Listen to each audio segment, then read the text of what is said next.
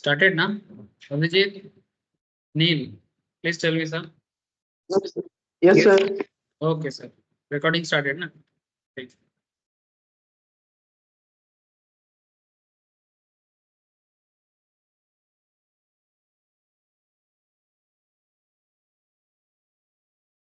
अच्छा देखो, तो बेसिकली हम लोग देखते देखते ना ऑडिट के थोड़ा सा अबव लेवल में जा रहे हैं।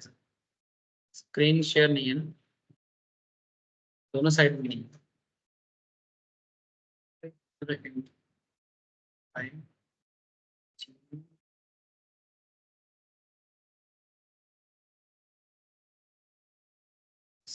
हो गया?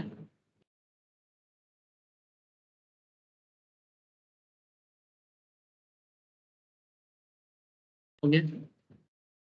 स्क्रीन शेयर আছে तो? हेलो, हाँ सर। ओके सर, चलो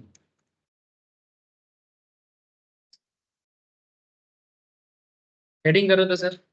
आज का टॉपिक रहेगा, जैसे ऑडिट को एस्टेब्लिशमेंट करने के लिए हम लोग थोड़ा मेहनत कर रहे हैं ना, तो ऑडिट क्या चीज़ है इसके बारे में एक A to Z ओवरव्यू ले रहे हैं। और उस ओवरव्यू में आज हम लोग आपको बताने जा रहे हैं सर, ऑडिट एविडेंस कैसे लिया था। ठीक है, मैंने जब एक ऑडिटर ऑडिट करने पहुंचते हैं तो किस तरह से एविडेंस जुगाड़ करते हैं। ऐसे तो ऑडिटर का काम क्या है सर? ओपिनियन फॉर्म करना, है ना। ऑडिटर का काम होता है ओपिनियन फॉर्म करना। तो ओपिनियन फॉर्म करने के लिए ऑडिट प्रोसीजर में मैंने लिखा था, है ना, सब्सटेंटिव एंड कंप्लायंस। ये थे वो वाला क्लास? नहीं, मिस था उस टाइम पे, थे नहीं। वो वाला क्लास एक बार करना सर। ऑडिट ऑडिट जब कोई ऑडिटर करने जाता है किसी ऑर्गेनाइजेशन पे, तो उसको दो प्रोसेस फॉलो करना पड़ता है। एक प्रोसेस का नाम है सब्सटेंटिव प्रोसेस और एक प्रोसेस का नाम है कंप्लायंस। ठीक है, सब्सटेंटिव एंड कंप्लायंस। तो सब्सटेंटिव में क्या करना पड़ता है? प्रोसेस को फॉलो करना पड़ता है और एविडेंस को लाना पड़ता है। तो जब तक तुम एविडेंस नहीं लाओगे, तब तक तुम ऑडिट को प्रूव नहीं कर पाओगे। मैं बेसिकली अपना ओपिनियन फॉर्म नहीं कर पाओगे। जैसे हम लोग जब भी किसी कंपनी का एनुअल रिपोर्ट निकालते हैं तो उसमें ऑडिट रिपोर्ट होता है, दिखा है ना सर पहले भी? हाँ, दिखा है ना, बहुत बार दिखाता रहता हूँ। चलो फिर से कोशिश करता हूँ दिखाने का, किसी का भी निकाल लो, रैंडमली जो भी मिला वही दिखा रहा हूँ। ये देखो, ये IRFC का है, Indian Railway finance company corporation. इसका भी तुमको ऑडिट रिपोर्ट मिल जाएगा, मिलना तो है ही सर, हर चीज का मिलना। कॉर्पोरेट सोशल रिस्पॉन्सिबिलिटी, ये रहा बैलेंस शीट 120 पेज में, स्टेटमेंट ऑफ PL। ठीक है, हाँ, इंडिपेंडेंट ऑडिटर रिपोर्ट 244। चलो मैं यहाँ पर लिखता हूँ 244 में क्या आ गया?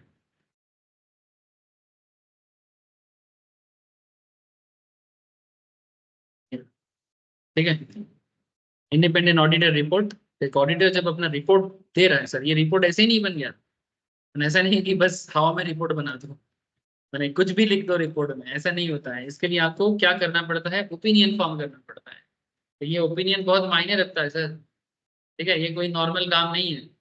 To the members of Indian Railway Finance Corporation को इंडियन इंडिपेंडेंट ऑडिटर्स रिपोर्ट जा रहा है। कौन किया सर इसका ऑडिट? किसने किया है इसका ऑडिट? कौन है वो?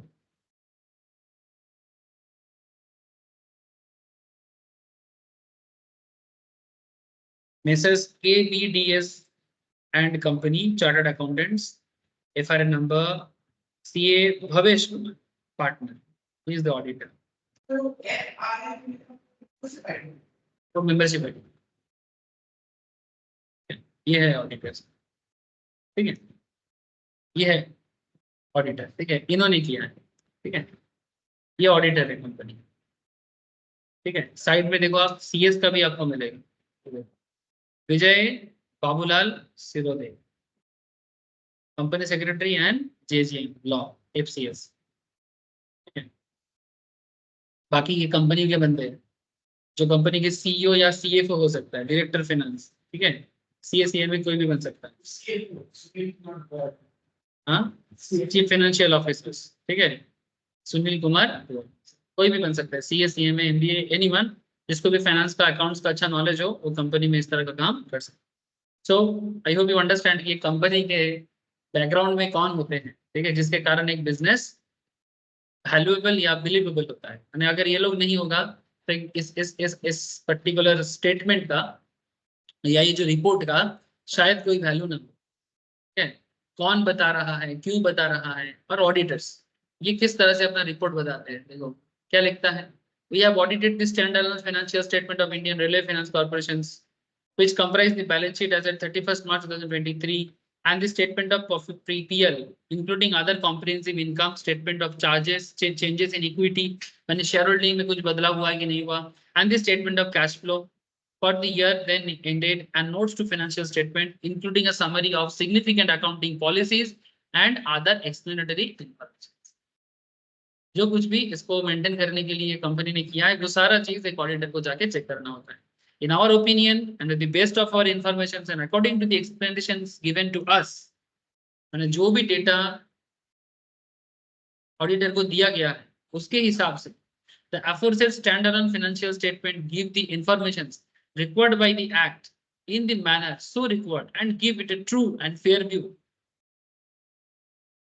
ठीक है, मैंने ऑडिट रिपोर्ट क्या बता रहा है कि इसका financial statement true and fair view दिखा रहा है in conformity with the accounting principles. In conformity with the accounting principles, मतलब अकाउंट्स में जो प्रिंसिपल्स फॉलो करना चाहिए उसी को फॉलो किया गया है जो जनरली एक्सेप्टेड इन इंडिया। ठीक है, of the state of affairs of the company as of 31st March 2023 and the PL comprehensive income, changes in equity and its cash flows for the year ended on that date। देख रहे हैं sir, किस तरह से opinion में पहले ही लिख दिया कि सब ट्रू एंड फेयर है और जैसे जैसे अकाउंटिंग सिस्टम फॉलो करना चाहिए वो सब दिया हुआ है। और बाद में देखो यहाँ पर क्या क्या मैटर पे ऑडिट हुआ है। ठीक है, की ऑडिट मैटर्स, की रिस्पॉन्स है, सब कुछ बोला है। ये सब पढ़ लिया करो टाइम मिलते। ये सब ऐसे मेरा सिलेबस का पार्ट नहीं है ये सब, बट क्या है ना, अगर मैं आपको प्रैक्टिकली कुछ भी ना बताऊं और आपको सिर्फ लिखाते जाऊं तो कोई कनेक्शन नहीं बनता। ठीक है, देखो टीचर का काम होना चाहिए मेरे हिसाब से, जब मैं भी पढ़ाई करता था मेरे को भी जब जो चीज मैं मुझे क्या फील होता था, स्टूडेंट को पढ़ाई करने में इंटरेस्ट क्यों नहीं, क्योंकि उसको पढ़ाई के बारे में कुछ कनेक्शन नहीं होता। इसलिए क्या होता है ना, उसका एक ही फोकस रहता है कि ये पास करने से मेरे को नौकरी मिलेगा। ये एकमात्र मोटिवेशन नहीं होना चाहिए। यानी सिर्फ इसलिए आप पढ़ाई करेंगे कि सिर्फ आपको नौकरी मिलेगा, आपको सीखना है क्या, ये आपका मोटिवेशन नहीं है। जो लोग सिर्फ नौकरी पाने के लिए पढ़ने आते हैं ना, वो बहुत जोर का धक्का था। मैंने ये बोलते हैं ना, चींटी के भीड़ में कितना ही जो भीड़ में घायल होते हैं और कितना ही उस भीड़ में बन पाते हैं, उनके बीच में जो डिफरेंस है ना वो यही डिफरेंस है कि जो जिनके अंदर सीखने का आदत नहीं बनता है, सिर्फ जॉब पाने का चाहत है। ठीक है, बेसिकली वो ग्रीडी है और जॉब पाने के चाहत में अगर वो सीखने का फोकस प्रॉपरली ना कर पाए तो फिर वो बंदा मुश्किल है। फिर ये जो रेस है, इस रेस में कहीं ना कहीं वो थोड़ा सा धीरे धीरे पीछे होता है। शायद शुरू में समझ में नहीं आएगा, शुरू में अच्छा ही करता है। ठीक है, 100 मीटर स्प्रिंट में तो अच्छा किया, लेकिन जब भी 300 मीटर 400 मीटर या 600 मीटर में डाल दिया बंदा फंस गया। समझ में आ रहा है, इसलिए मैं कोशिश कर रहा हूँ कि आपको स्टार्टिंग से ही एकदम फाइनल लेवल डिस्कशंस भी कर रहा हूँ कि भाई आप देखो ना ओरिजिनल में क्या करते हैं, किस लिए करते हैं। The government has introduced new section 115BAA by the taxation law, ये ऑडिट मैटर्स में था, ऑर्डिनेंस 2019। ठीक है, जैसे 115 PAC है, 115 BA अभी इंटरमीडिएट में नहीं है, फाइनल में है, थोड़ा बहुत ज्यादा है, इंटर में हल्का सा है, मैं मौका मिलने से बताऊंगा। Financial year 1920 में which provides an option to opt for an income tax rate of 22%, such as 10% and health and education is 4% by any domestic company. By opting, this total effective tax rate will be 25.17% under normal provision of income tax, as against the earlier effective rate is 34.95%. Under normal provision of income tax, however, the earlier effective tax rate under minimum alternative tax was 21.55%, which was applicable on the मैंने basically ये यहाँ पर जो main audit के लिए दिया गया था, ये कंपनी ना 115BAA यूज कर रहा है। तो ऑडिट में देखो सर, यहाँ पर ऑडिट करने गया तो किस चीज का ऑडिट कर रहा है, टैक्स पॉलिसी कि कंपनी जो सरकार के घर में पैसा जमा कर रहा है, उस पैसा जमा करने के केस में उसका टैक्स रिलेटेड कैलकुलेशन वो किस तरह से कर रहा है। मैंने क्या वो नॉर्मल प्रोविजन यूज करके जो नॉर्मली कंपनी पे पहले लागू होता था 34.95% वो यूज कर रहा है, या फिर उसने as per new policy 115 PAA में एक 25.17% हो रहा है वो फॉलो कर रहा है, या फिर कंपनी मिनिमम ऑल्टरनेट टैक्स का एक प्रोविजन होता है जो आपको आगे आगे मैं बताऊंगा एमएटी का कॉन्सेप्ट, ठीक है, उसके तहत उनका 21.55% होता है। ठीक है, तो कंपनी बेसिकली ये वाला फॉलो किया क्योंकि इसमें कंपनी का टैक्स रेट सबसे कम हुआ है। तो कंपनी का ये सारा काम ठीक ठाक किया है। तो मानो कि आप ऑडिट पढ़ लिए हैं, ठीक है, और ऑडिट पढ़ के मानो आप बन गए, लेकिन आपको टैक्स में आपका हवा टाइट है, ठीक है, तो फिर आप क्या ऑडिट करोगे? हर एक सब्जेक्ट एक दूसरे से कैसे कनेक्टेड है समझ में आ रहा है सर? तो ये ना, मैं सीरियसली बोल रहा हूँ कि ये कोई चुटकी में ना बोलने वाला चीज नहीं है। ठीक है, ये देखो, ये मैटर्स यहाँ पर रिस्पॉन्स दिया है। After adoption of section 115 BAA the company will outside the scope of applicability of MAT. माने अगर वो 115 BAA यूज करता है तो एमएटी माने मिनिमम अल्टरनेट टैक्स का प्रोविजन उसके लिए लागू नहीं होता है। अंडर सेक्शन 115 JB में ये बात कहा गया है as per on income tax 1961। ऐसे ये सब डिटेल्स नॉर्मली थोड़ा फाइनल लेवल पर deal. The taxable income of the company is nil due to setup of unabsorbed depreciation and claiming of depreciation on leased assets of current year। ठीक है, क्योंकि इसने इतना ज्यादा डेप्रिसिएशन कर लिया उसके कारण इनका टैक्स लायबिलिटी नील होता है। तो क्या होता है ना, कभी कभी कंपनी क्या करता है अपना टैक्स लायबिलिटी को कम करने के लिए इनकम को कम दिखाना चाहता है। ठीक है, तो कई बार कंपनी इसको मैनिपुलेट करता है। तो ऑडिट करके इस चीज का देखना पड़ता है कि क्या सच में गवर्नमेंट बोलता है कि भाई आप ऑडिट मैटर्स पे ऑडिट कराओ, टैक्स मैटर्स पे रिपोर्ट जमा करवाओ। सरकार तो बात बात में नहीं आएगा। तो ऑडिटर यहाँ पर क्या है, इंस्टीट्यूट ऑफ चार्टर्ड अकाउंटेंट सरकार का एजेंट है। पार्लियामेंट एक्ट से बना है ना चार्टर्ड एक्ट, है ना। तो चार्टर्ड को क्यों ऑडिट करने भेज रहा है या इंटरनल ऑडिटर को क्यों भेज रहा है? इंटरनल ऑडिटर कंपनी खुद करते हैं ताकि एक्सटर्नल ऑडिटर आके उन पे बैम्बू ना दे सके। यानी जो नॉर्मली कोई भी जैसे जाता है, नॉर्मली ज्यादातर केस में इंटरनल ऑडिटर सीएमए भी करता है। ठीक है, तो क्वेश्चन ही उठता है कि फिर वो क्यों जाएगा फिर? तो ऑडिट करके सरकार के पास अप्रूवल मिलता है कि भाई हाँ इसमें ठीक है। अब सरकार थोड़ी ना बात बात में किसी न किसी को भेज सकता है। सरकार अकेला कोई नहीं है, सरकार का एजेंसी ही सरकार है। जैसे बीजेपी केजरीवाल के अगेंस्ट में काफी सारा प्रमाण के लिए कोशिश कर रहा है, तो क्या बीजेपी केस लड़ने जा रहा है क्या सरकार के बिहाफ पे? क्योंकि अभी गवर्नमेंट बीजेपी के हाथ में है, उनका एजेंसी है इंफॉर्मेशन एनफोर्समेंट डायरेक्टरेट। अब उनके बिहाफ में वो जा रहे हैं, अब वही सारा काम करेगा। नहीं समझा? ठीक है, तो वही बात यहाँ पर भी चल रहा है कि सरकार के बिहाफ में यहाँ पर ऑडिटर का रिपोर्ट सरकार के एक अप्रूवल मिलेगा। हाँ भाई ऑडिटर ने बोला है तो फिर मानना पड़ेगा। सर ऑडिटर भी घोटाला कर देते वहीं पर तो गड़बड़ है। जिनको हम पावर देते हैं अगर वही ऑथोरिटी का मिसयूज करे तभी तो गड़बड़ होता है। करप्शन कहाँ होता है? जब पावरफुल लोग करप्ट होते हैं तभी करप्शन, अदरवाइज करप्शन कभी ना हो। तो क्या ये बात प्रूव करने के लिए आपको रेलिवेंट एविडेंस जुगाड़ करना पड़ेगा, अकाउंट चेक करना पड़ेगा, फिर टैक्स फाइलिंग चेक करना पड़ेगा। और उसके लिए आप टैक्स फाइलिंग करने से पहले अकाउंट्स को कैसे मेंटेन किया उसको देखना पड़ेगा, पीएल बैलेंस शीट कैसे रेडी किया उसको देखना पड़ेगा। तो दूसरा एक मैटर था compliance in respect of SEBI LODR listing obligations and ये आपका सेबी का एक रेगुलेशन है। अभी समझ में नहीं आएगा सबको, ठीक है, तो अभी मैं इसको स्किप करता हूँ, बट बेसिकली इसमें भी बोला है the number of independent director of the board was less than the half of the total strength of the board as record under SEBI LODR regulations and the DPE guidelines. यानी basically जो भी auditor को मिलेगा, ठीक है, वो सारा चीज। अब किसी को सेबी लॉ नहीं पता, ठीक है, ठीक है, तो वो कैसे पता करेगा? Listing obligation and disclosure requirements, ठीक है, listing obligations and disclosure requirement माने कितना लिस्टिंग करने के लिए, कंपनी को लिस्टिंग करने के लिए क्या क्या डेटा डिस्क्लोज करना चाहिए। तो अगर वो डेटा डिस्क्लोज नहीं होता है तो वो गड़बड़ है। तो इसके लिए आपको सेबी लॉ भी जानना पड़ता है। ये नॉर्मली सीए में फाइनल में है, सीएमए वाले भी फाइनल में पढ़ते हैं, सीएस वाले इसको एग्जीक्यूटिव में पढ़ते हैं। तो अगर आप बोलोगे भाई हमको ये नहीं पता था तो तुम इसका मतलब ही नहीं जान पाओगे मैं क्या ऑडिट करने बोला तुमको।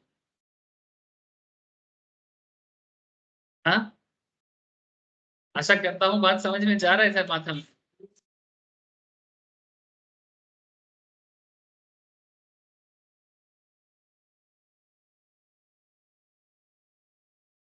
देखो auditors responsibilities for the audited of the financial statements क्या बोलता है यहाँ पर, आप लोगों को मैं ऑब्जेक्टिव पढ़ा है ना, ऑब्जेक्टिव लिखा है ना, ऑडिटर्स ऑब्जेक्टिव। देखो यहाँ पर देखो ओरिजिनल डॉक्यूमेंट्स पे देखो, ये कहाँ से पढ़ा रहा हूँ, ओरिजिनल एक कंपनी का 2022-23 का डेटा से पढ़ा रहा हूँ। और objective are to obtain reasonable assurance about whether the financial statement as a whole are free from material misstatements, whether due to fraud or error, and to issue an auditor's report that includes our opinion. Reasonable assurance is high level of assurance, but is not a guarantee that an audit conducted in accordance with standard of audits will always detect a material misstatement when it exists. आप लोगों में क्या बोला था, लिखा था कि नहीं लिखा था कि ऑडिटर का प्राइम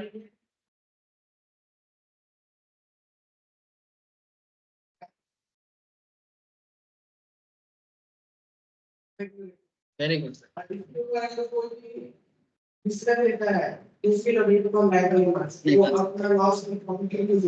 वही वाला बात यहाँ पर It is never assessed in a high level of strength, but it is not a guarantee. There will audit and government so that's will always separate the material statement when it statement when it exists. The statement can arise from fraud or error and are considered material. If individually or in the aggregate, they could reasonably be expected to influence the economic decisions of users taken on the basis of this financial statements.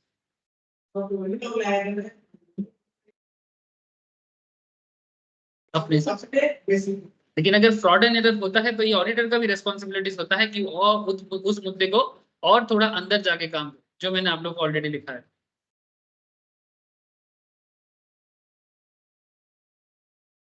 है ना, जो लिखा है वही चीज बता रहे हैं लोग, देख रहे हैं ना, कनेक्ट हो रहा है ना। So as part of an audit in accordance with ACES, we exercise professional judgment and maintain professional skepticism throughout the audit. यानी वो क्या करता है, ऑडिट का क्या पर्पस है, सब बता रहे, जो एक्चुअली आपको मैं लिखाता हूँ या किताब में जो स्टडी मैट में जो लिखा हुआ है कि ऑडिट काहे करना है, ऑडिट में क्या करना पड़ता है, तो ये रिपोर्ट में बकायदा बताना पड़ता है। ठीक है, तो जब आगे जाके जब आप एक ऑडिट रिपोर्ट रेडी करोगे, क्योंकि ये सब काम रहेगा, तो रिपोर्ट जब रेडी करोगे तो अगर आपको पता ही नहीं कि रिपोर्ट कैसे, मैंने आपने ऑडिट पढ़ के आया बट कभी आपने ऑडिट रिपोर्ट जिंदगी में देखा ही नहीं कैसे होता है ना, तो फिर क्या मतलब। मैं अपना काम कर रहा हूँ सर, एज ए टीचर कोशिश कर रहा हूँ आपको बताने का, बट आपका भी थोड़ा रिस्पॉन्सिबिलिटी बनता है कि आप भी रियल लाइफ पे थोड़ा मेहनत करें, है ना।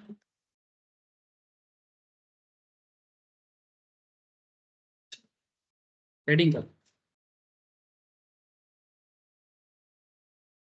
जैसे कॉन्सेप्ट ऑफ ऐसे 500 इसे कहते हैं,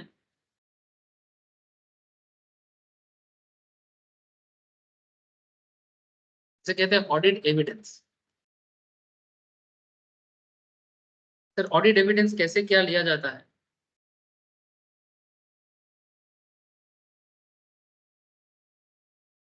part 1।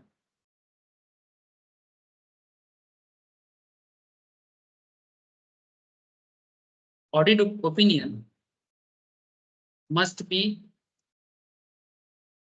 formed on the basis of sufficient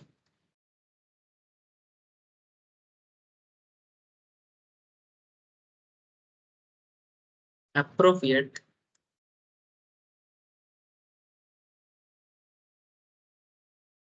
audit evidences. ठीक है, ये जो मैं तब से आपको बार बार बताने जा रहा हूँ सर, जो रिपोर्ट अभी पढ़ के सुना रहा था, कहाँ चला गया ये वाला, इसमें ये लोग जो ओपिनियन बना रहा है सर, बेसिस फॉर ओपिनियन, ये बेसिस फॉर ओपिनियन ना हवा में नहीं हो सकता, यानी कुछ भी ओपिनियन दे दे, एक रिपोर्ट तो देना पड़ता है, ऐसा एक्चुअल में नहीं होना चाहिए। लेकिन रियल लाइफ में जब काम करोगे आपको देखना बहुत कुछ करना पड़ता है जो शायद नहीं करना चाहिए।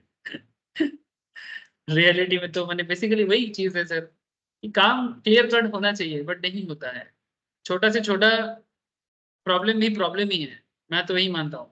ठीक है, आपको बहुत इधर उधर का काम करना पड़ता है, आप देख पा रहे हो गड़बड़ है फिर भी आपको रिपोर्ट क्लियर करना पड़ता है, तो there are lots of thing, ये ओरिजिनल बोलना नहीं चाहिए बट क्या है ना सर, बोल रहा हूँ. So audit opinion must be formed on the basis of sufficient appropriate audit evidences. Sufficiency का मतलब क्या है?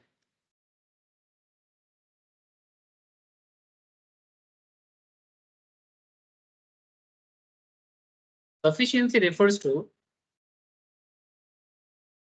quantum. Sufficiency refers to quantum and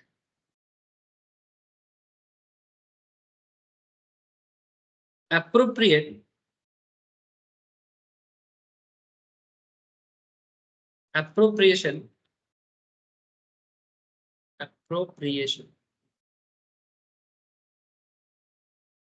refers to sufficiency refers to quantum and appropriation refers to relevance. Appropriation refers to relevance and reliability. Sufficiency refers to quantum and appropriation refers to relevance and reliability.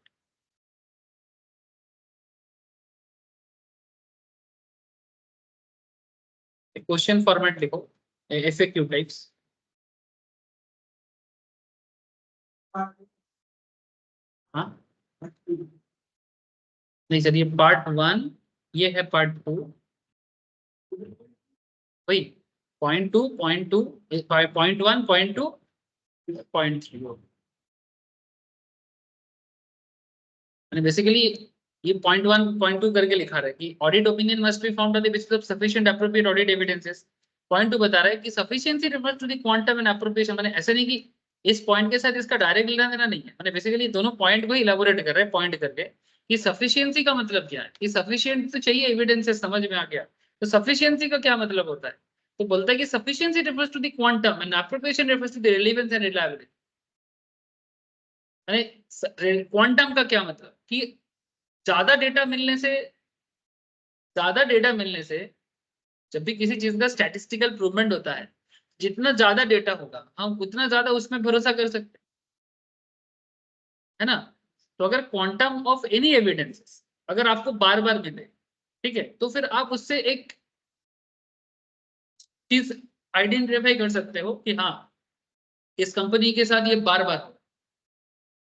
Suppose कोई company मानो income tax में बार बार ऐसे income को कम कर रहा है, इस साल भी किया, पिछले साल भी किया, उसने पिछले साल भी किया, तो अगर कोई बार बार कोई चीज कर रहा है तब वो कोई मिस्टेक नहीं है, तब वो डिलिबरेट मिस्टेक है.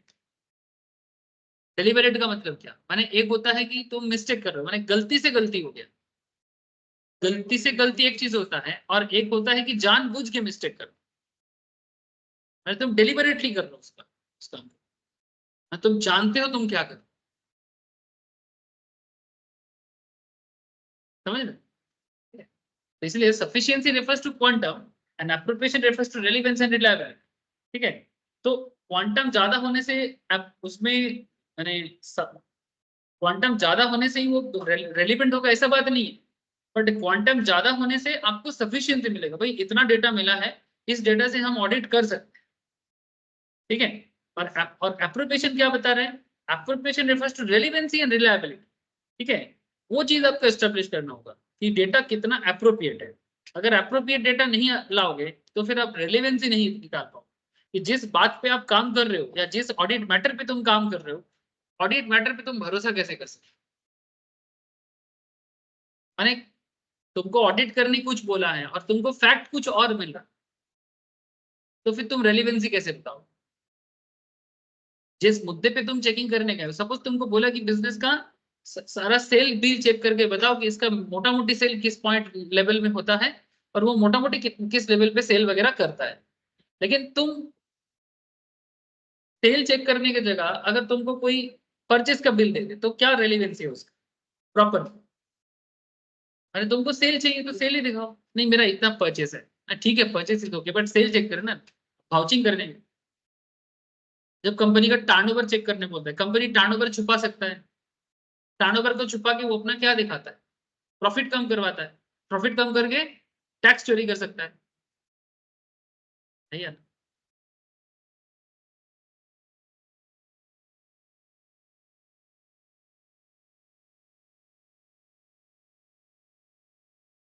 बेसिकली ना ये ना एक्चुअली क्या है ना, कनेक्टिंग द डॉट्स, ठीक है। एक डॉट नहीं मिलेगा तो दूसरा डॉट कनेक्ट नहीं कर पाओगे, सब कनेक्टेड है। What are the factors on विच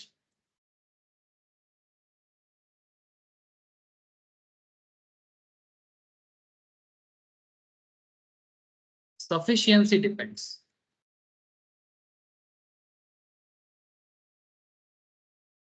ये जो क्वांटम के बारे में बोला था, अच्छा बोला कि quantum, sufficiency refers to quantum, समझ गए। लेकिन सवाल उठता है कि भाई क्वांटम का मतलब या फिर सफिशिएंसी किससे डिपेंड करता है, किस फैक्टर पे सफिशिएंसी डिपेंड करता है, इसका क्या जवाब दोगे सर?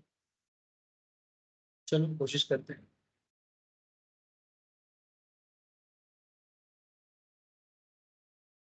पहला जवाब, साइज ऑफ ऑर्गेनाइजेशन।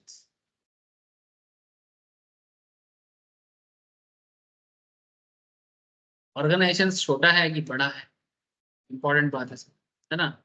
ऑर्गेनाइजेशन छोटा होगा तो क्वांटम मैटर करता है, ऑर्गेनाइजेशन बड़ा होगा तो भी क्वांटम मैटर करता है। If client is large size organizations,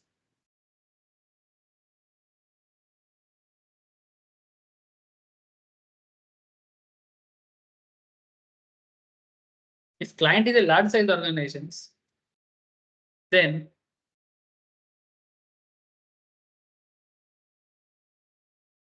more audit evidence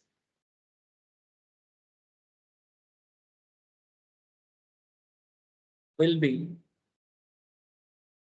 considered as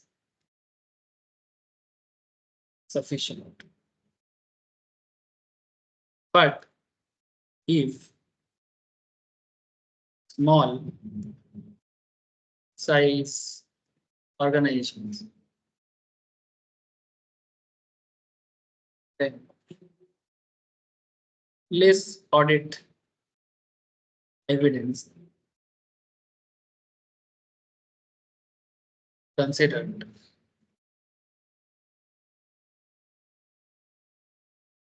as sufficient.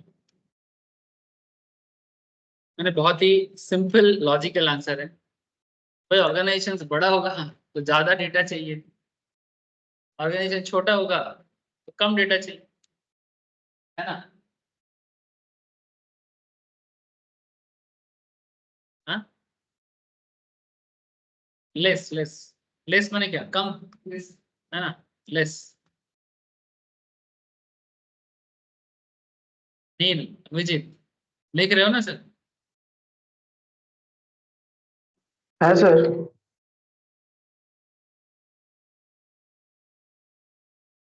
Size of organizations, if client is a large size organization, then more audit evidences will be required. And if sufficient, as sufficient, but if small size organization, then less audit evidence considered as sufficient. मैंने अगर कोई मुद्दा छोटा मोटा मुद्दा है तो कम evidence में बात बन जाएगा, अगर मुद्दा बड़ा है तो ज्यादा एविडेंस चाहिए, नहीं तो तुम बात को प्रूव ही नहीं कर पाओगे, ठीक है ना। तुमको ओपिनियन फॉर्म करना है ना, तुमको चोर नहीं पकड़ना है, तुमको ओपिनियन फॉर्म करना है। ऑडिटर कभी चोर पकड़ने नहीं जाता, बट सर ऑडिट करने के टाइम पे चोरी भी पकड़ा जाता है आराम से, लेकिन चोर पकड़ना ऑडिटर का काम नहीं है, ये बार बार आपको बोलता हूँ। बहुत लोग सोचते नहीं ऑडिटर गया तो चोर पकड़ के लाएगा, बेसिक ड्यूटी उसका वो नहीं है, not to detect fraud and error Yes, sir. But to comment.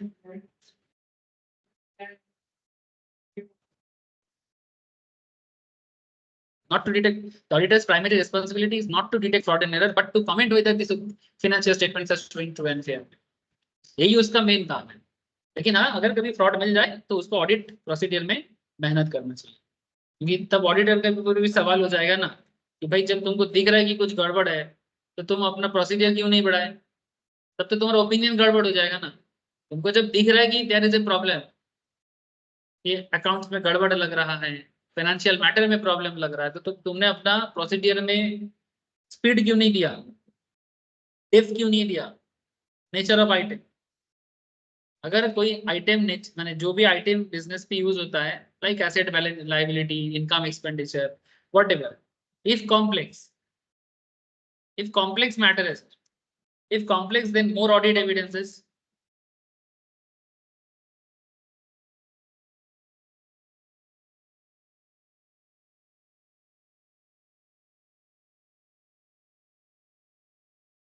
required. But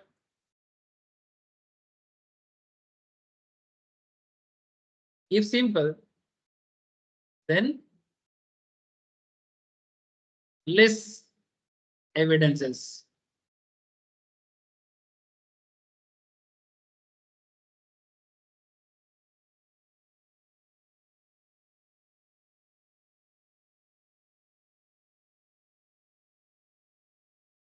लिखा सर, लिखा।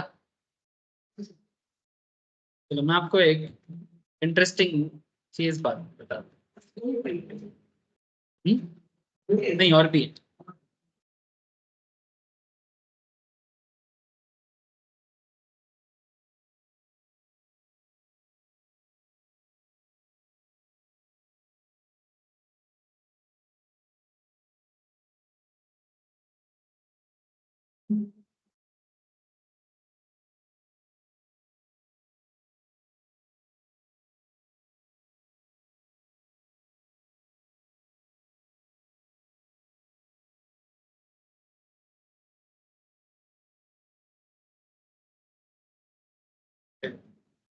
ये रिसेंटली एक केस हुआ ना, बीजेपी गवर्नमेंट ने एक बिल पास किया था पार्लियामेंट में, जिसके तहत ये लोग कंपनी की तरफ से बिजनेस, बड़े बड़े बिजनेस से इलेक्टोरल बॉन्ड लेता, जिसके तहत सबसे ज्यादा बेनिफिट बीजेपी को हुआ।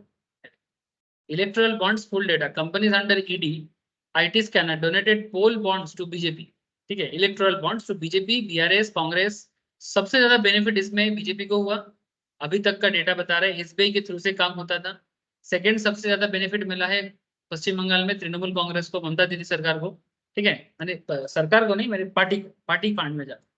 तो यहाँ पर जो हुआ है, ये बॉन्ड बेसिकली बिजनेसमैन दिया है। जैसे देखो, hetero drugs limited, hetero labs limited, hetero biopharma donated 50 crore to BRS, followed by 10 crore to BJP. Mankind Pharma Limited gave all the bonds it purchased for 24 crore to BJP. ठीक है, so point is, फिर ये bond को supreme court ने, ये electoral bond को unconstitutional बोल के सुप्रीम कोर्ट ने बैन कर दिया। ठीक है, many companies that faced regulatory action in the past 5 years have all donated electoral bonds to the Bharatiya Janata Party in some measures data released by election commissions to comply with the orders of the Supreme Court. Problem क्या है, जिसके जिसके business के ऊपर regulatory problem है कि भाई business properly regulation नहीं चल रहा है, कुछ ना कुछ करप्शन का प्रॉब्लम दिख रहा है। ठीक है, मैंने there are some business related problem, audit related problems. तो जो भी कंपनी के ऊपर एलिगेशन लगाए, सभी ने बीजेपी को भर भर के इलेक्टोरल बॉन्ड का पैसा दिया है। ठीक है, और ये पार्लियामेंट में दोनों हाउस में पास करके किया गया था, पर बाद में ये जो पैसा जा रहा है ना, तो इससे करंट जो बीजेपी सरकार का कॉन्सेप्ट ऐसा था कि इस तरीके से बिजनेस के पास जो ब्लैक मनी हो रहा था, वो ब्लैक मनी बिजनेस अपने पास होल्ड ना करके पार्टी फंड में दे रहा है, जो पार्टी देश के डेवलपमेंट पे या फिर अपने पॉलिटिकल ऑर्गेनाइजेशन को डेवलप करने के लिए लगा सकते। अल्टीमेटली बिजनेस का ब्लैक मनी बिजनेस के पास ना होके अगर ये डिस्ट्रीब्यूट होता है, तो यही सरकार एक्चुअली चाह रहा है। लेकिन इस पे भी ये चीज बहुत मुश्किल कर रहा है कि भाई अल्टीमेटली तो फिर उसके ऊपर जो आरोप है, तो वो आरोप जो लगा है वो प्रॉपरली रेगुलेट नहीं कर रहा है, जस्ट बिकॉज वो करंट गवर्नमेंट या जो भी पॉलिटिकल सत्ता में है उनको कुछ बेनिफिट दे रहा है, तो तुम उसके अगेंस्ट में कार्रवाई नहीं करोगे फिर, है ना, या फिर कुछ होने नहीं देंगे, तो फिर ये तो गड़बड़ हो जाएगा ना। तो सुप्रीम कोर्ट बोल रहे हैं भाई ये तो ठीक नहीं है, इसलिए सुप्रीम कोर्ट इसको बैन कर दिया। ठीक है, अब सारा डेटा निकल रहा है धीरे धीरे।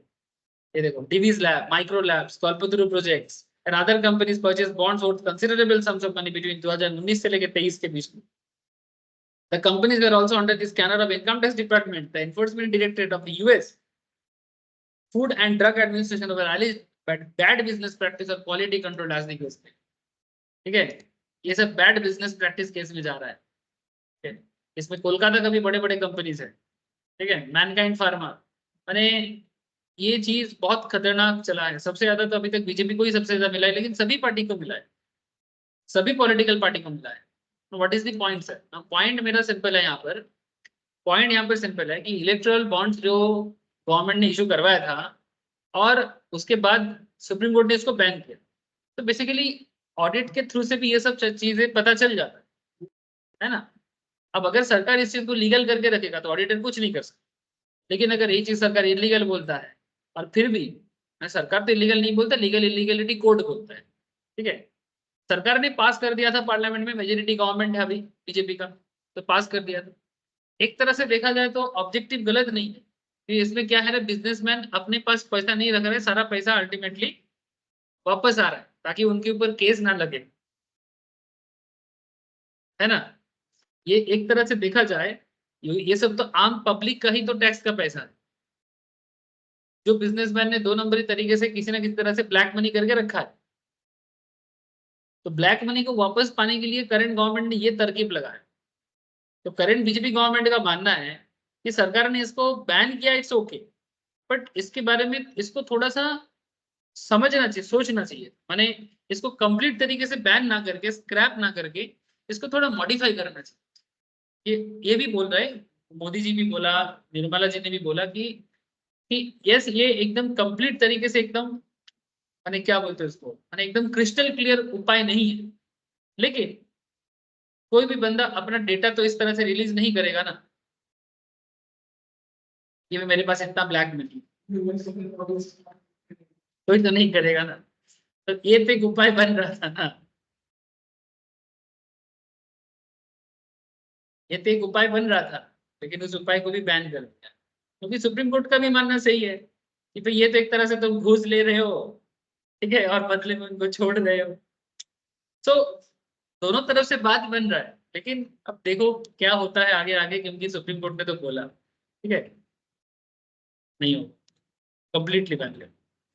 अब क्योंकि बीजेपी को सबसे ज्यादा फायदा हो रहा था, इसलिए बाकी लोग बोल रहे थे कि सही हुआ, लेकिन सबको पता चल रहा है कि सही तो किसी के साथ, मतलब पॉलिटिकल पार्टी को पता चल गया कि बीजेपी के चक्कर में पैसा मिल तो रहा था. ममता दीदी को मिला था 1,500 करोड़. हाँ, सेकंड बेस्ट, समझ रहे हो सर. और ममता दीदी का सरकार सिर्फ बंगाल में है और कहीं नहीं है, फिर भी सिर्फ बंगाल में रह के 1,500 करोड़, तो बीजेपी से प्रोपोर्शनेटली देखा जाए तो बीजेपी से ज्यादा ही मिला है. हाँ, बीजेपी तो इतना सारा स्टेट में, ठीक है, ऑलमोस्ट नॉर्थ इंडिया में पूरा है, पूरा है. ठीक है, ऑलमोस्ट नॉर्थ में पूरा है. इतना सारा स्टेट मिला के उसका 6,000 करोड़, और ममता दीदी सिर्फ बंगाल में हो गए 1,500 करोड़. आई थिंक उनको ज्यादा लॉस हो रहा होगा.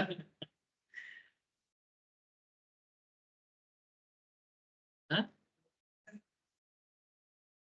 ये लॉस मैंने, देखो पॉलिटिकल पार्टी चलाने के लिए पैसा का तो जरूरत होता है. ठीक है, अब ये केजरीवाल साहब भी जो किया है पॉलिटिकल स्कैम, जो उसके ऊपर एलिगेशन लगा है, ठीक है, तो अब ये तो स्कैम बता रहा है क्योंकि उसने एक तरह का घूस लिया है. और ये सरकार ने घूस तो नहीं लिया ना, ये तो ओपनली लिया है. दोनों चीज में फर्क है. केजरीवाल पे जो आरोप लगा है वो घूस का आरोप लगा है, और इस पे जो आरोप करण, ये जो इलेक्टोरल बॉन्ड जो है, ये तो गवर्नमेंट ने ओपनली बोला है कि हम इलेक्टोरल बॉन्ड इशू कर रहे हैं, और दोनों पार्लियामेंट में इशू करके फिर सेकेंडरी पॉइंट में बाद में इतना दिन चला, फिर अभी जाके सुप्रीम कोर्ट बोला कि यहाँ, पहले बोल देते तो इतना अभी तक होता ही नहीं था.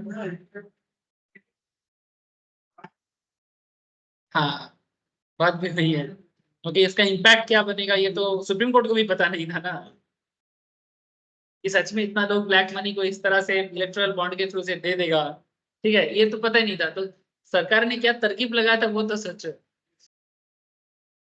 तुम सीधा देखो, किसी को पकड़ने जाओगे, किसी को जेल में भरने का डराओगे, तो सब भाग जाएगा।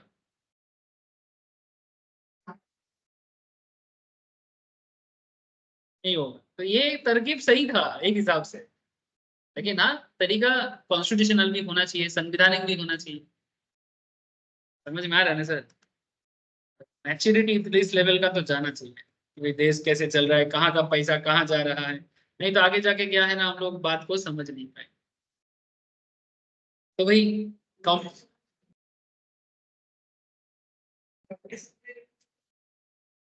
मैनिपुलेट हो जाओ। एक complex, the more audit evidence is required, if simple than less audit evidence is required. ठीक है, ये हो गया नेचर ऑफ आइटम। ठीक है, point C.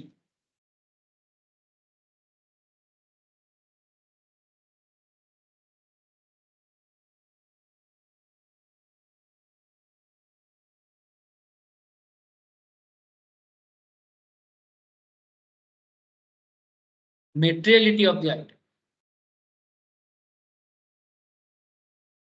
Now, what is materiality of the item? If an item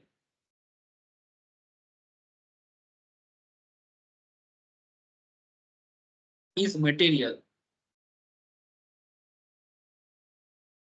sir material का मतलब होता है वैल्यूएबल। ठीक है, if the item, if an item is material, then more audit evidences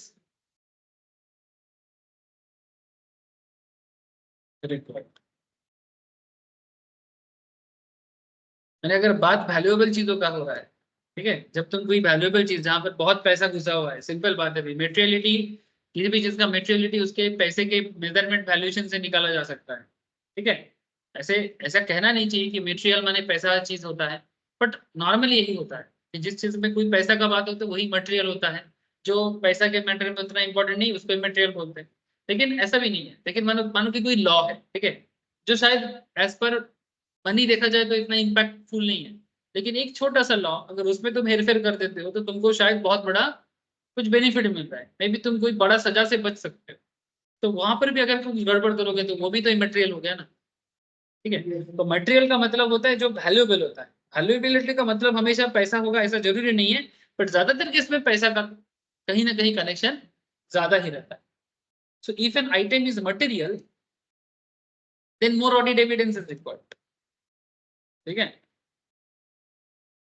otherwise less.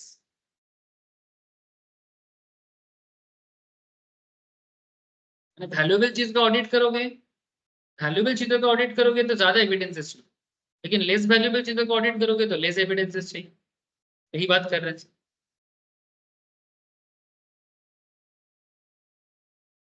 ये सब बता रहे हैं, तब तो जो ऑडिट रिपोर्ट तैयार करेंगे या जो उसके ऑडिट तक जाएंगे, इस चीज पर अगर वो ज्यादा ऑडिट देखना है, तो ज्यादा एविडेंस देखना है, तो वो ज्यादा डेटा वगैरह है वो भी तो। हाँ सर, वही वही चीज तो बता रहे हैं, एग्जाम में पूछते भी है, डायरेक्टली पूछता है ऑडिट एविडेंस क्या है बोलता है, या फिर ऑडिट एविडेंस का रिक्वायरमेंट कब होता है, कैसे होता है।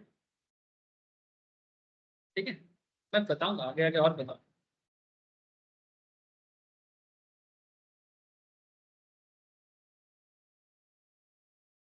इंटरनल कंट्रोल, ये क्या चीज है भाई? अगर बिजनेस अंदर से स्ट्रॉन्ग है, स्ट्रॉन्ग इन द सेंस,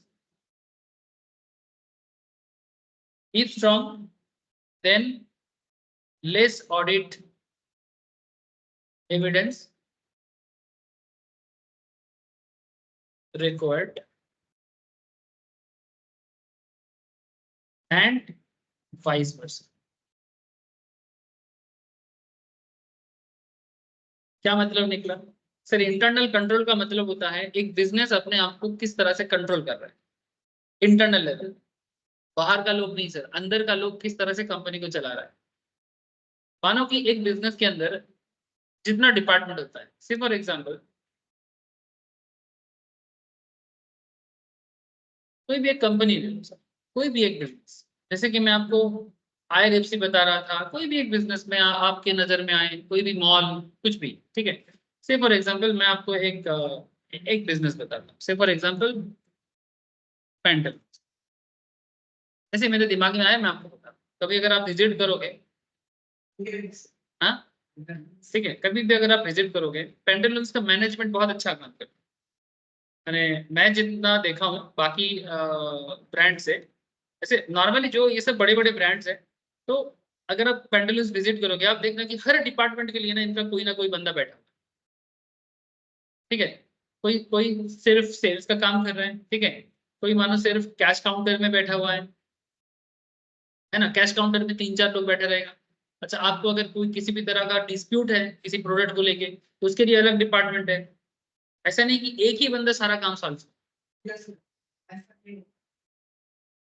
मैं आपको क्या बताना चाहता हूँ, समझ में आ रहा है सर? इंटरनल कंट्रोल अच्छा है कि बुरा है, कैसे पता चले? हाँ, हर चीज के लिए क्या ऑर्गेनाइजेशन, क्या हर एक डिपार्टमेंट के लिए अलग अलग स्पेशलाइजेशन करके रखा है? क्या सेल्स वाले सिर्फ सेल कर रहे हैं? क्या परचेस वाले सिर्फ परचेस कर रहे हैं? प्रोडक्शन वाले, जैसे मानो इसका इन हाउस प्रोडक्ट बहुत है पेंटालून्स बने, ऐसा नहीं कि सिर्फ आदित्य बिरला फैशन का एक ब्रांड नहीं है ये। आदित्य बिरला फैशन ये कंपनी का नाम है, उसका एक ब्रांड नेम है पेंटालून्स। इसमें ये आदित्य बिरला ग्रुप का बहुत सारे, इसके अंदर बहुत सारे ब्रांड ऐसे हैं पेंटालून्स के अंदर, लड़कियों का, लड़काओं का, जो ये लोग खुद बनाते हैं, मैंने अपना खुद का मैन्युफैक्चर। और बहुत सारे फॉरेन ब्रांड है जिसका मैन्युफैक्चरिंग पहले था, उनको खरीद लिया है। जैसे पार्क एवेन्यू वगैरह है ना सर, ये सब को खरीद लिया है, ठीक है।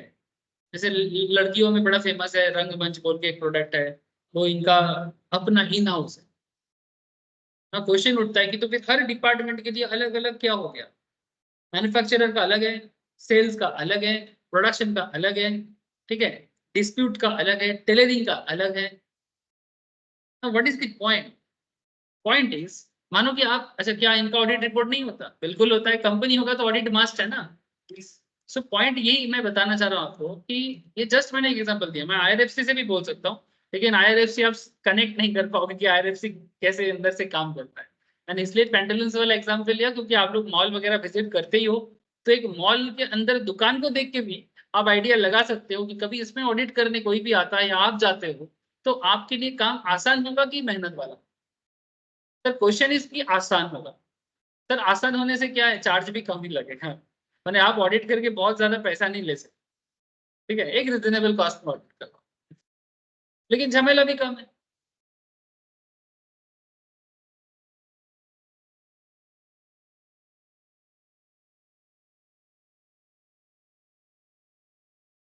इजी हो जाएगा, समझ में आया सर? यही बात समझाने के लिए मैं आपको ये एग्जांपल देता हूँ, ठीक है। तो इंटरनल कंट्रोल से ही मतलब समझाते हैं sir, is strong than less audit evidence is required and vice versa. And अगर अगर इंटरनल कंट्रोल स्ट्रॉन्ग नहीं है, इसका क्या पहचान है? मैंने जब आपको देखेगा कि जो बंदा सेल कर रहा है वही परचेस का ऑर्डर भी दे रहा है। ऐसा होता है ना, छोटा छोटा दुकानदार तो कहते हैं, या बहुत सारे बड़े बड़े कंपनी, बिजनेस बड़ा हो गया लेकिन डिपार्टमेंट वाइज स्पेशलाइजेशन नहीं किया ताकि एक्स्ट्रा खर्चा ना कर, कॉस्ट ना इंक्रीज हो, इसलिए वो क्या करता है, एक ही बंदे से हजारों काम करवाता है। लेकिन इसमें क्या प्रॉब्लम हो जाता है कि वो इंटरनल कंट्रोल वीक पड़ जाता है, हिसाब किताब रखना मुश्किल हो सकता है, और करप्शन का भी प्रॉब्लम बढ़ सकता है, ठीक है। So if strong than less audit evidence is required and vice, ठीक है। Next is experience of auditor, another important part. Auditor कितना एक्सपीरियंस हो, ये भी मायने रखता है ना?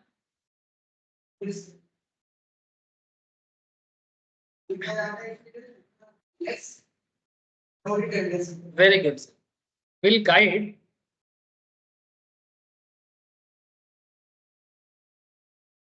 whether the collected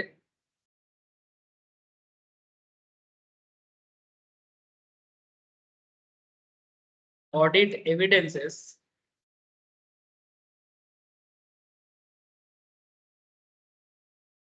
are sufficient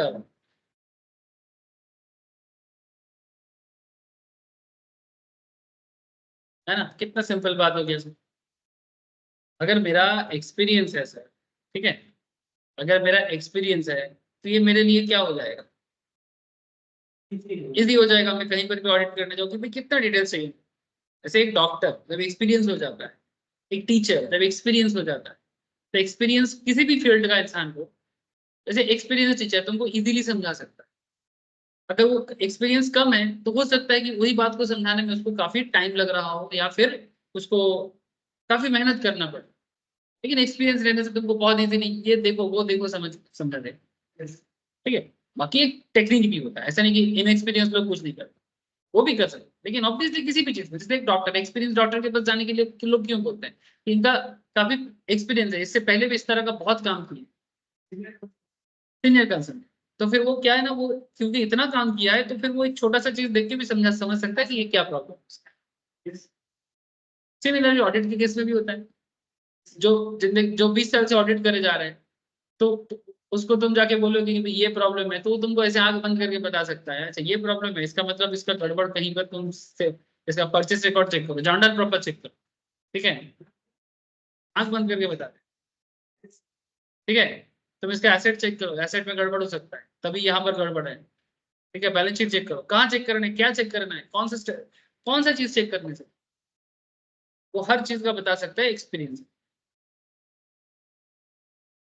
ये एक तरीका है सर, ये एक टेक्निक है, ये एक अलग ही कला है। जैसे क्रिकेटर, एक्सपीरियंस क्रिकेटर का क्या है, जैसे विराट कोहली एक्सपीरियंस प्लेयर है। धोनी को देखो ना, कल क्या मार रहा था सर, हार गया, ठीक है, चेन्नई हार गया कल, ठीक है। लेकिन धोनी इतना दिन में बैटिंग नहीं किया, कल बैटिंग की, ठीक है। तो मैं कल जब पता चला, न्यूज आया कि धोनी बैटिंग कर रहे हैं, अरे देखते हैं बूढ़ा क्या कर रहे हैं।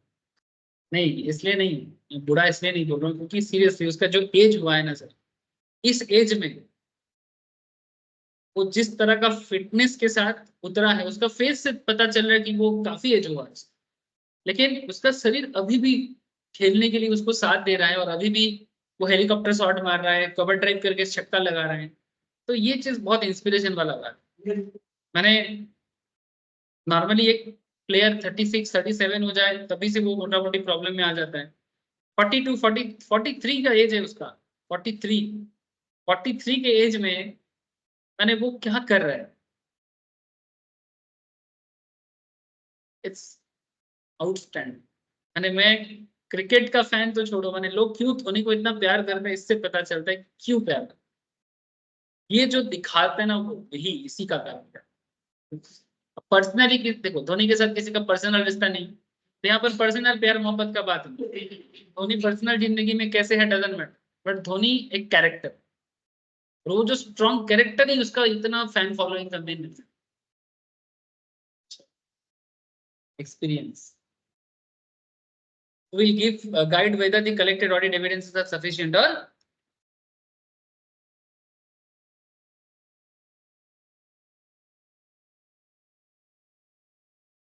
heading करो types of audit evidence।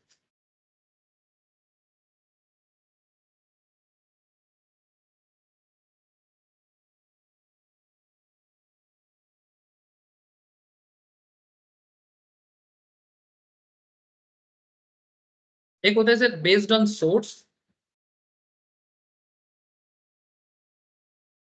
और एक होता है बेस्ड ऑन नेचर।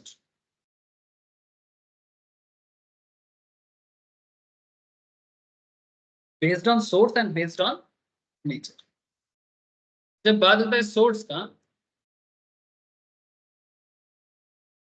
जब बात होता है सोर्स का, तो उसमें एक पार्ट होता है सर इंटरनल सोर्स, और एक पार्ट होता है external.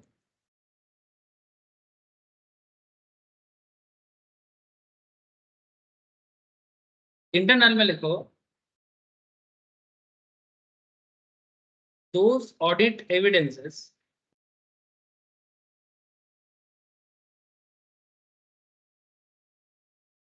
which are collected within clients organizations, within clients organizations।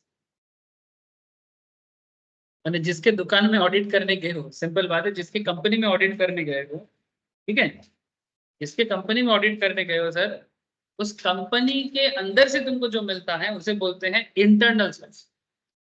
ठीक है, समझे कि नहीं? सर एक्सटर्नल क्या होता है फिर?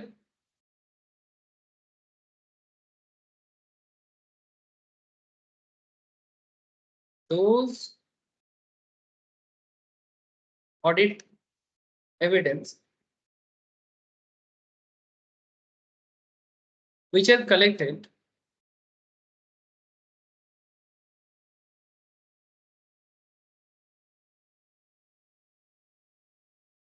outside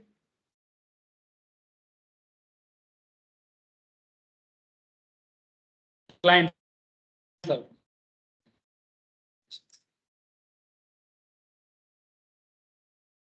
ठीक है, आउटसाइड क्लाइंट्स ऑर्गेनाइजेशंस, तो उसे हम लोग एक्सटर्नल बोलेंगे। बट इंटरेस्टिंगली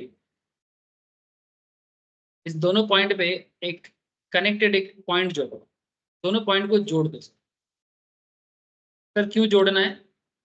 सर इसलिए जोड़ना है, बट इफ, सॉरी इफ नहीं, देखो equal, but equal if internal control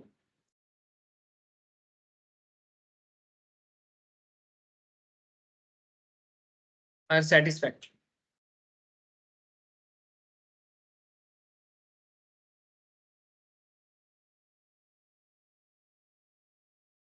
but equal if internal control are satisfactory। Suppose तुम किसी, जैसे मैं भी आपको पेंटालून्स का एग्जांपल दे रहा था, आदित्य बिरला फैशन का। सपोज तुम पेंटालून्स में या आदित्य बिरला फैशन में विजिट किए और तुमको ऑडिट करने का मौका मिला। अब अगर तुम देख रहे हो कि भाई पेंटालून्स का इंटरनल कंट्रोल अच्छा है, ठीक है, तो क्या तुमको लगता है बाहर में भी इंफॉर्मेशन ले जाने, मैंने कलेक्ट करने का जरूरत है? बाहर इन द सेंस मानो किसके साथ परचेस कर रहा है, किनके साथ डील कर रहा है, ये सब डेटा को वेरीफाई करने का जरूरत है कि सेल तो दिखा रहा है, क्या क्या सच में इसके साथ सेल हुआ है इसका। अगर आपको लगता है कि इंटरनल कंट्रोल इतना सारा डिपार्टमेंट बना हुआ है एंड इतना लोगों का सैलरी देता है, ठीक है, तो बंदा खर्चा करता है, नहीं तो बिना कारण का कोई काम क्यों करेगा, है ना? एक डिपार्टमेंट में एक बंदे को अगर रखना है, कम से कम 25,000 का सैलरी देना है उसको, तब जाके वो काम करेगा, है ना? तो अगर हर डिपार्टमेंट के लिए इतना खर्चा एक एक स्टोर के पीछे कोई करता है, तो क्या सच में लगता है कि ये बंदा फ्रॉड कर सकता है? कर नहीं सकता ऐसा भी नहीं बोल रहा हूँ मैं बोल रहा हूँ कि चांसेस कम हो जाता है ना।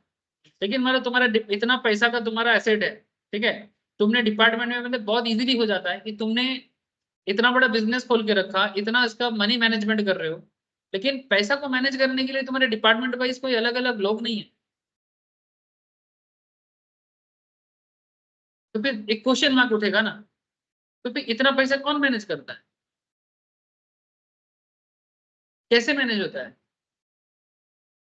तो कुछ ना कुछ गड़बड़ तुम्हारे दिमाग में आएगा, तुम जो डेटा दिखाओगे उसमें मैनिपुलेट हो सकता है। समझ में आ रहा है सर? क्योंकि कितना रिस्पॉन्सिबिलिटी तुम अकेला बना रहे हो सर, सारा आप कर लेते हो, एक इंसान अकेला सारा कर लेता है, या एक ही बंदा रखा है और कोई नहीं है, लेकिन प्रॉपर्टी दिखा रहा है करोड़ों का, करोड़ों का प्रॉपर्टी, करोड़ों का बिजनेस। वैल्यू करना तो कोई बड़ी बात नहीं है। आज के डेट में अगर किसी का केस्टपुर के वीआईपी रोड के सामने या फिर इसी मेन रोड के सामने किसी का अगर 4 माला खुद का बिल्डिंग हो, तो उसी में वो करोड़पति बन जाता है। सिंपल। सो पॉइंट इज कि तुमने इतना पैसा कमाया, इतना बड़ा बिल्डिंग ठोका, सोर्स क्या है? नहीं मेरा ये, मेरा सीमेंट का धंधा। अच्छा सीमेंट का धंधा भाई, कौन सा सीमेंट है? अच्छा सीमेंट किससे खरीदते हो, किसको बेचते हो? अगर सफिशिएंट लोग हैं तुम्हारे बिजनेस पे, तो ये ऑटोमेटिकली ना तुम्हारे ऊपर ना एक सिंपल नजर आएगा। लेकिन भाई लोग ही नहीं है, इतना बड़ा बिजनेस है भाई, क्या चल रहा है? मैनेजमेंट का आता पता नहीं है, एक ही बंदा है, बोले मेरा एक ही मैनेजर है, वही सारा कवर करता है। समझ में आ रहा है सर? तो यही बात कर रहे हैं कि अगर इंटरनल कंट्रोल सही है तो फिर आपको आउटसाइड एविडेंस का जरूरत नहीं। लेकिन अगर इंटरनल, इसीलिए बोला, but equal if internal control is satisfactory, if internal control is satisfactory तो बाहर का इंफॉर्मेशन जुगाड़ करो, अंदर का इंफॉर्मेशन जुगाड़ करो, दोनों का मतलब सेम, कोई आंसर। ठीक है, अरे बात कुछ ऐसा हो गया ना सर कि तुम किसी के बारे में कुछ खबर कर रहे हो, अंदर जाके देख रहे हो सब कुछ अच्छा है, पर बाहर आने के बाद कोई ना कोई उसके बारे में कुछ न कुछ गलत बोल। तो जिस बंदे के बारे में बाहर में कुछ लोग अच्छा बोल रहे हैं और बाहर में अच्छा बोल रहे हैं अंदर खराब है, या फिर अंदर अच्छा बोल रहे हैं बाहर खराब है, तो आपको तो कुछ सोचना पड़ेगा, है ना। ये तो अंदर जाके देख रहे हो, नहीं अंदर तो सब कुछ ठीक ठाक ही लग रहा है, लेकिन बाहर आते ही सब कुछ सबको ही उसके बारे में गाली मार रहा है। तो ऐसा क्या बात है कि अंदर सब ठीक ठाक है, बाहर सब गाली मार रहा है, या फिर बाहर सब कुछ तारीफ कर रहा है पर अंदर कुछ ठीक नहीं है, ये भी हो सकता है। मैंने बाहर में लोगों को लग रहा है सब ठीक है, बहुत अच्छा है, ठीक है, पर अंदर से वो बहुत खोखला है।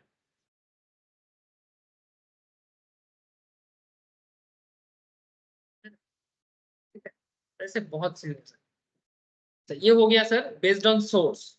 और एक बात मैंने लिखा था आपको, बेस्ड ऑन नेचर। ठीक है, इसके बारे में थोड़ा देखो।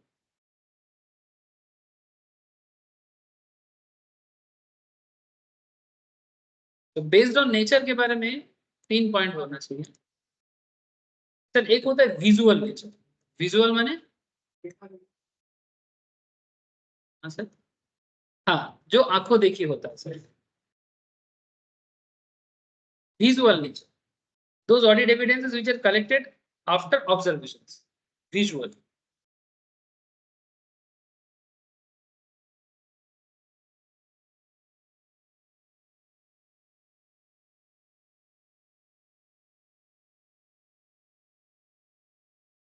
Those audit evidences which are collected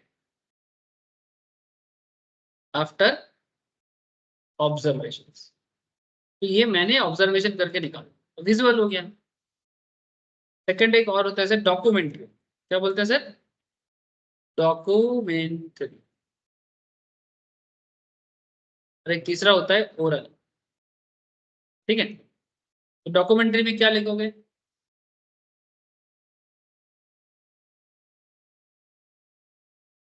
documentary मैंने जो डॉक्यूमेंट से मिला है तुमको, very good sir.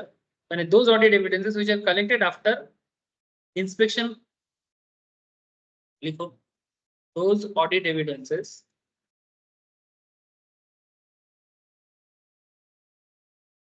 which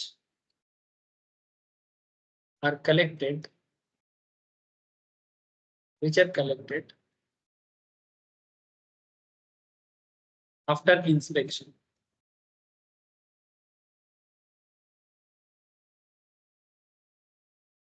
and includes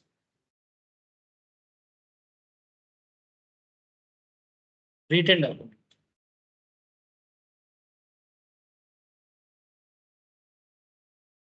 Written documents, written evidence also. Written document नहीं, written evidence also.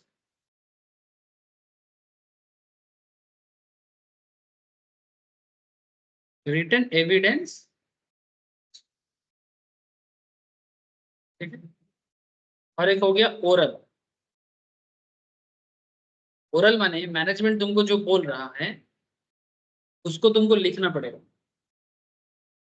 ठीक है, मैंने एक्चुअली देखो प्रूवमेंट के लिए ना वर्बली कुछ तो याद नहीं रहेगा ना, मैं तुमको बस कुछ बोल के छोड़ दिया तो उसका प्रूफ क्या है कि मैंने बोला। ठीक है, तो पॉइंट इज की, तो फिर क्या लिखोगे? Verbal audit evidences given by, given orally by management,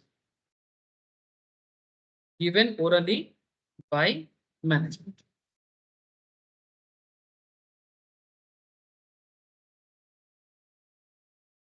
Given orally by verbal audit evidences given orally by,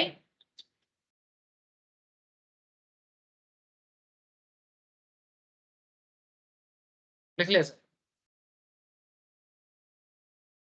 तो किस तरह से आपने देखा? एक हो गया बेस्ड बेस्ड ऑन सोर्स, एक हो गया बेस्ड ऑन नेचर। ठीक है, based on source and based on nature. तो बेस्ड ऑन नेचर हो गया visual, documentation and oral one. तो अब तुम जब भी किसी ऑर्गेनाइजेशन में जाते हो उसमें विजुअली जो भी देखते हो वो उसको अब तुम कॉपी करते हो ऑडिट एविडेंस के लिए। डॉक्यूमेंट जो भी तुमको मिलता है या जो भी तुम कलेक्ट करते हो, और ओरल मैंने जो भी वो लोग बोलता है उसको तुमको खुद लिखना पड़ेगा और उन लोगों से साइन करना पड़ेगा। नहीं तो वो बोला है उसका क्या प्रॉब्लम? और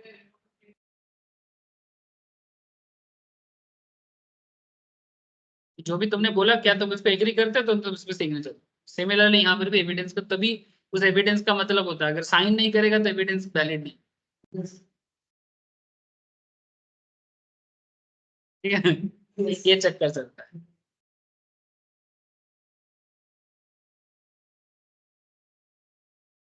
हाँ हाँ करते ना, उसी तरह का है ना।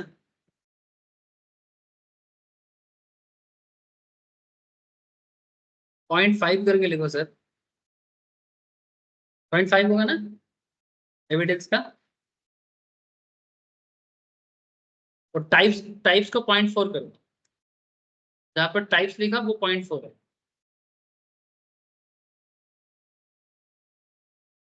अब 0.5 लिखो और इसको खत्म करो।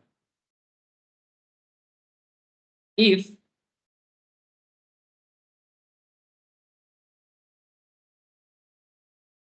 different type of audit evidence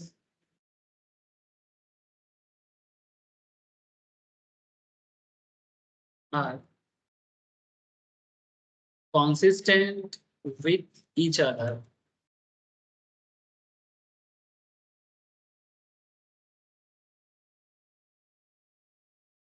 then reliance will increase। reliance का मतलब, reliance माने भरोसा या विश्वास। then reliance will increase। otherwise that is if inconsistent with each other,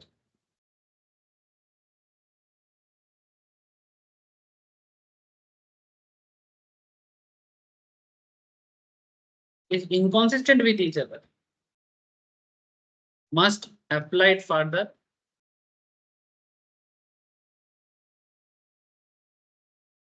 must applied further audit evidences,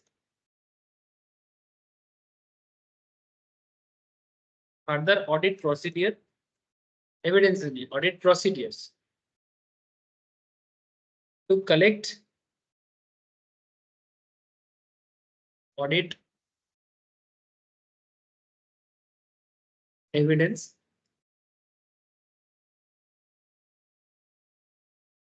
to resolve the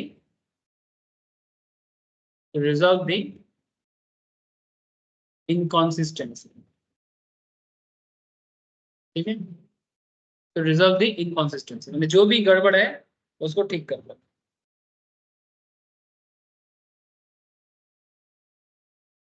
point 6, if because of limitation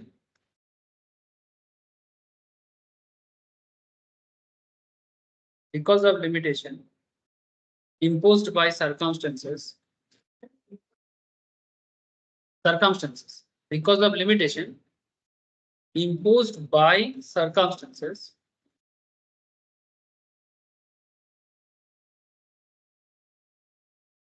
auditor is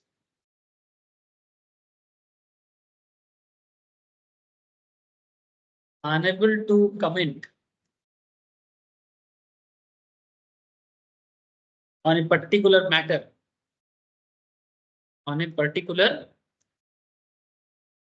matter,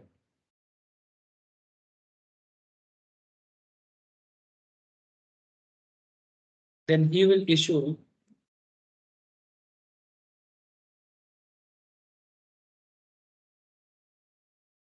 modified report।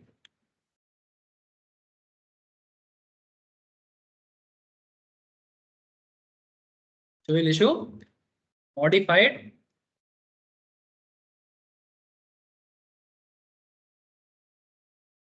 अगर मानो management properly support नहीं कर रहा है, ठीक है, आप जो डॉक्यूमेंट्स मांग रहे हो मैनेजमेंट आपको नहीं दे रहा है, ठीक है, और क्योंकि मैनेजमेंट नहीं दे रहा है तो फिर आप कमेंट सही तरह से नहीं कर पाओगे, आपका ओपिनियन इंडिपेंडेंट नहीं होगा, है ना, तभी तो बोलते हैं इंडिपेंडेंट ऑडिटर्स रिपोर्ट। तो अगर आपका ओपिनियन इंडिपेंडेंट नहीं हो रहा है बिकॉज मैनेजमेंट आपको प्रॉपर डॉक्यूमेंट्स नहीं दे रहा है, लिमिटेड डॉक्यूमेंट में बोल रहे हैं कि आप रिपोर्ट देके छोड़ दो क्योंकि आप दिखा नहीं सकते, तो फिर नॉर्मली ऑडिटर को क्या करना चाहिए, ऑडिटर कुछ नहीं करेगा, सिंपल ऑडिट रिपोर्ट को मॉडिफाई कर दे, मॉडिफाइड वो लिखेगा मॉडिफाइड ऑडिट, ठीक है, मॉडिफाइड माने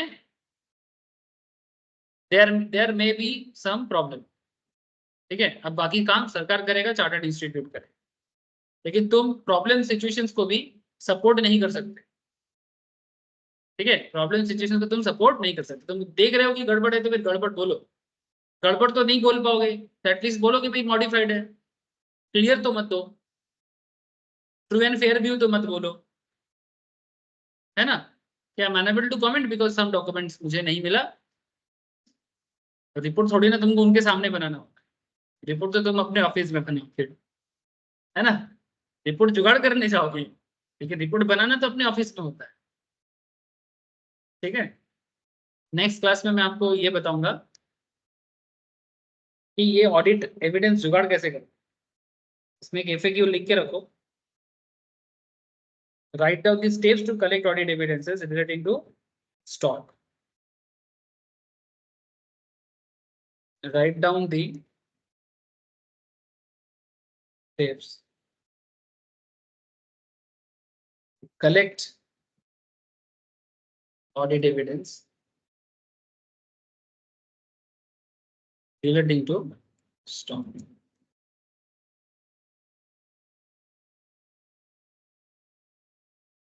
ठीक है, ये नेक्स्ट दिन बताऊंगा, नेक्स्ट दिन relating to stock, नेक्स्ट दिन और भी कुछ इंपॉर्टेंट पॉइंट, ऑडिटर जो है सर अगर पेज तो देखिए स्टॉक का इसको कितना वेरिफिकेशन सर अगर करते हैं कौन कौन पेज था, एक सेकंड, कौन कौन टा रखा वो एटा ना तारो आ गया, एटा तो 5 नंबर पॉइंट। हाँ 5 सर नंबर, यही तो 5 नंबर ही है, हाँ गोपाल बोलो क्या बोल रहे थे, हाँ हाँ स्टॉक ऑडिट बोलते हैं,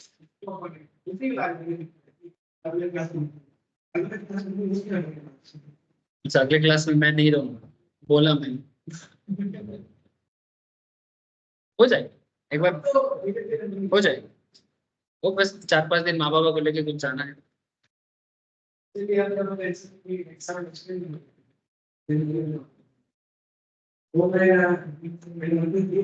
नहीं मेरे को तो याद रहेगा, फिर एक्स्ट्रा क्लास दे देते ना सर फोन पे, लिखे नहीं थे